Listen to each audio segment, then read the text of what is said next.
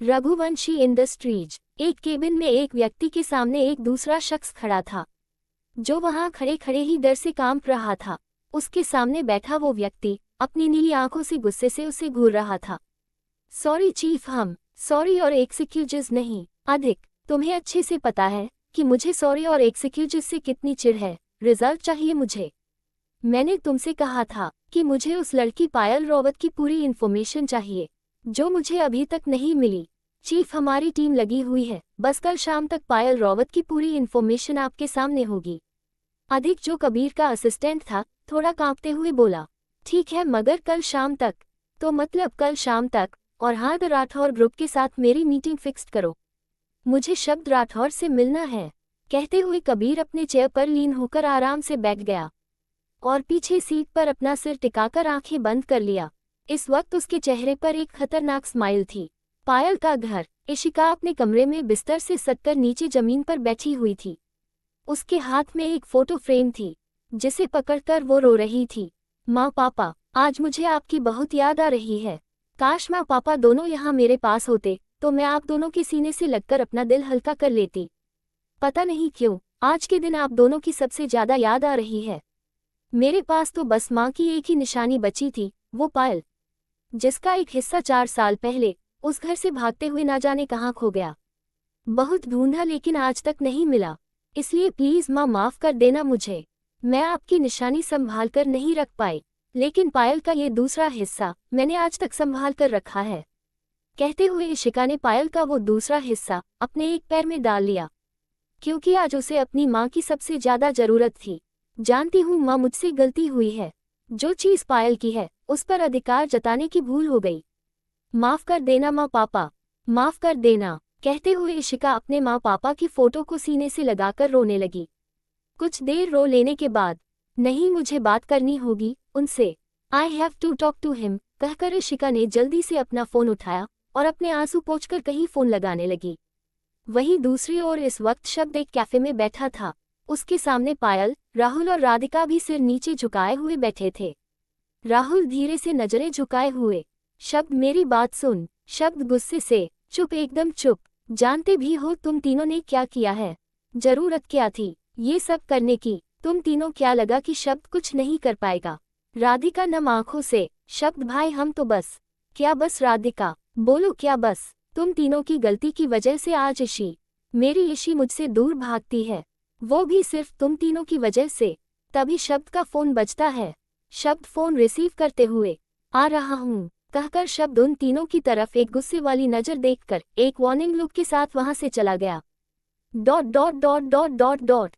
शाम का वक्त। इशिका की बर्थडे सरप्राइज। एक बड़ा सा शानदार होटल था, जिसमें बहुत से गेस्ट इशिका के बर्थडे पार्टी में इनवाइटेड थे। पायल जबरदस्ती इशिका को किसी बहाने से पार्लर ले गई थी। सारे गेस्ट को संभालने का काम राहुल और राधिका कर रहे थे। जगजीत जी अपने दोस्तों के साथ व्यस्त थे। काया, रुद्राक्ष, अमृत और सोनिया भी वहां उस पार्टी में आए हुए थे, क्योंकि राहुल और राधिका ने स्पेशली उन चारों को भी उस पार्टी में आने को बोला था। जगवंत जी और वीर जी भी जगजीत जी के साथ वहां शामिल थे। वहीं कनक जी के साथ माया जी थी।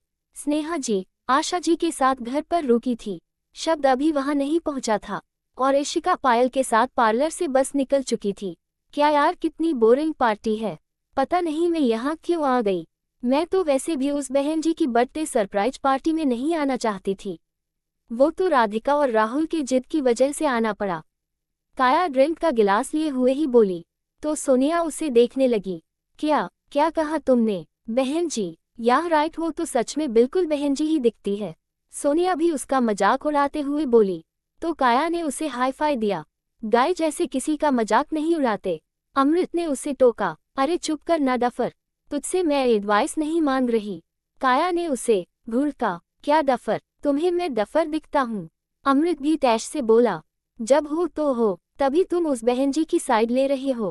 काया भी ड्रिंक को पीती हुई बोली। रियली? वो तो, अमृत बोल ही रहा था कि तभी। अरे शांत हो जाओ तुम दोनों, राधिका बीच में आती हुई बोली। फिर आगे राधिका ने धीरे से उन दोनों से कम माहौल और जगह तो देखो। मगर रुद्राक्ष चुप था, उसे बस इशिका के आने का इंतजार था। बहुत वक्त हुआ तेरे दीदार को, अब तो ना सताओ अपने इस यार को।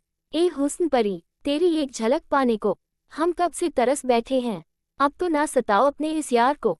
मन ही मन कहते हुए रुद्राक्ष ड्रिंक का पूरा एक गिलास खत्म कर चुका था। राहुल राधिका का हाथ खींचते हुए उसे एक कोने में ले आया था। राधिका अपना हाथ छुड़ाते हुए, क्या कर रहे हो राहुल, कोई देख लेगा। कोई नहीं देखेगा परी, हम तो बस आपका दीदार करना चाहते हैं, कहते हुए राहुल राधिका के चेहरे पर आ रहे बालों को पीछे करने लगा।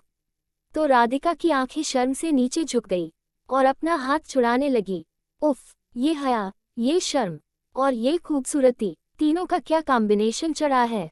कसम से मेरी परी, आज ये दिल बेईमान होने की गुस्ताखी करने लगा है, कहते हुए राहुल ने अपने दिल पर हाथ रख दिया था। छोड़ो मुझे, राधिका शर्म से अपनी नजरें झुकाए हुए थी।